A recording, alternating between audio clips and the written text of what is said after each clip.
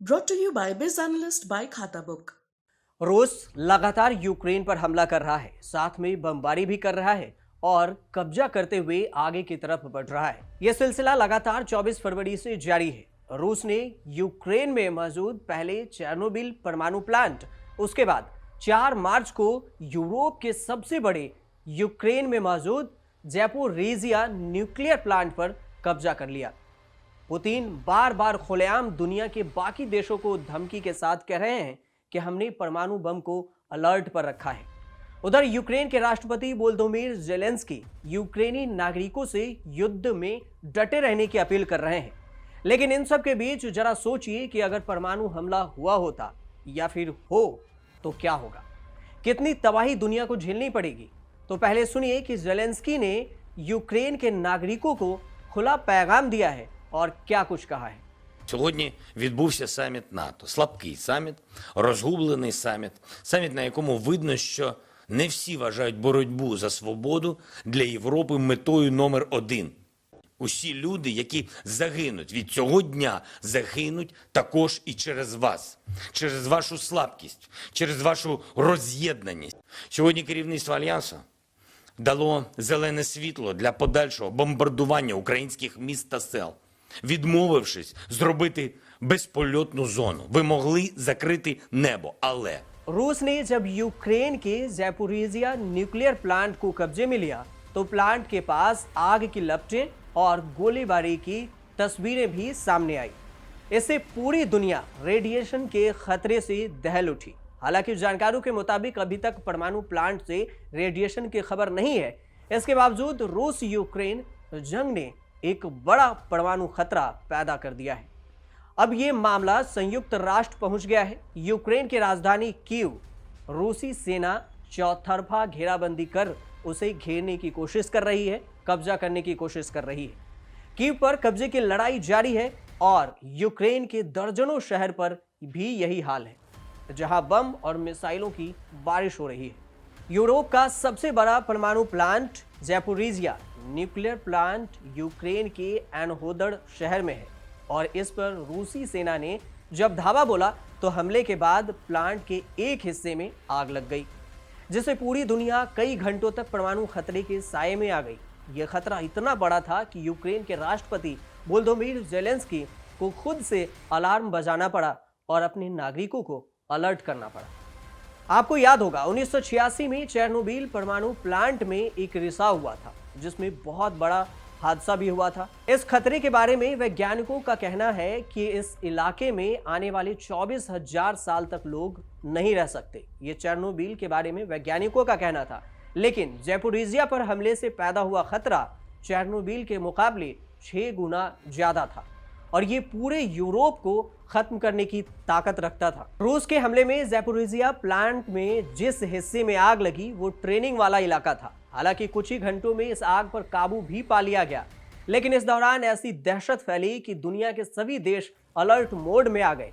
फौरन radiation leak की जांच हुई और फिर अंतर्राष्ट्रीय एटॉमिक एनर्जी की ओर से भी बयान जारी करना पड़ा कि अभी न्यूक्लियर प्लांट में ऐसी कोई भी हादसा नहीं हुई है, छोटा सा धमाका हुआ था। रूस एक परमाणु शक्ति है, लेकिन यूक्रेन परमाणु संपन्न देश नहीं है। इसके बावजूद यूक्रेन हमले से दुनिया दोहरे परमाणु खतरे से घिर गई। पहली वजह यह कि रूस के पास परमाणु जखीरा है, लेकिन दूसरी वजह यह कि यूक्रेन का ताना बाना भी कम नहीं। यूक्रेन में परमाणु खतरा ज्यादा क्यों है, अगर आप ये सोच रहे होंगे तो इसके बारे में भी आपको बताते हैं। सोवियत संघ के दौर में यूक्रेन परमाणु राजधानी थी। सोवियत संघ के परमाणु हथियारों का अड्डा यूक्रेन था। यूक्रेन में सोवियत संघ ने जमकर परमाणु बिजली और केंद्र बनाए। विघटन यानी बंटवारे के बाद परमाणु हथियार यूक्रेन से रूस चला गया। परमाणु ऊर्जा केंद्र यूक्रेन के हिस्से में आए। सोवियत संघ ने यूक्रेन में 50 से ज्यादा परमाणु बिजली केंद्र और परमाणु रिसर्च सेंटर बनाए थे। इसमें बहुत से केंद्र बंद हो चुके हैं। इसके बावजूद यूक्रेन में अब भी बड़ी संख्या में एटॉमिक पावर प्लांट मौजूद है।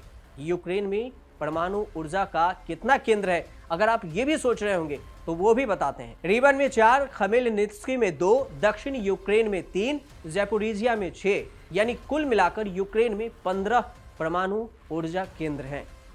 एक किसी भी देश के लिए बहुत ज्यादा भयानक होता है। यहाँ पर 15 परमाणु ऊर्जा केंद्र है।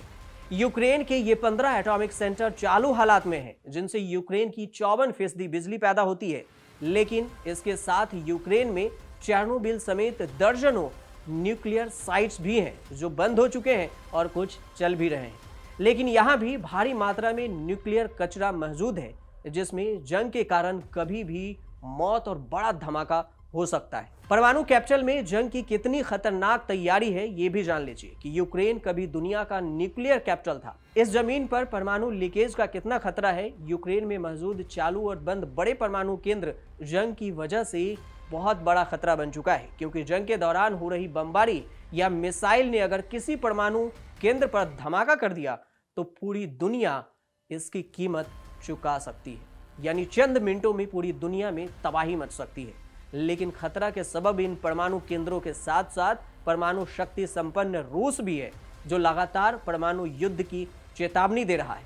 हालांकि आज के दौर में किसी देश का परमाणु बम से हमला करना लगभग नामुमकिन है, लेकिन पुतिन बार बार परमाणु हमले की धमकी दे रहे हैं। हालांकि एक्सपर्ट का मानना है कि इसके पीछे कूटनीतिक चाल हो सकती है। पुतिन बार बार ये कूटनीतिक चाल चलने में माहिर माने जाते हैं। लेकिन अब सवाल ये कि आखिर पुतिन क्यों दे रहे हैं परमाणु बम से उड़ाने की धमकी? परमाणु बम का खतरा देश को क्यों डरा रहे हैं? पुतिन पश्चिमी देशों को डराकर अपनी बात मनवाना चाहते हैं, और वो E2D का मतलब है दुश्मन को समझाने पर मजबूर करना। इसके साथ ही वो परमाणु धमकियों से यूक्रेन पर हथियार डालने का दबाव भी बना रहे हैं और ऐसा बार बार कोशिश कर रहे हैं।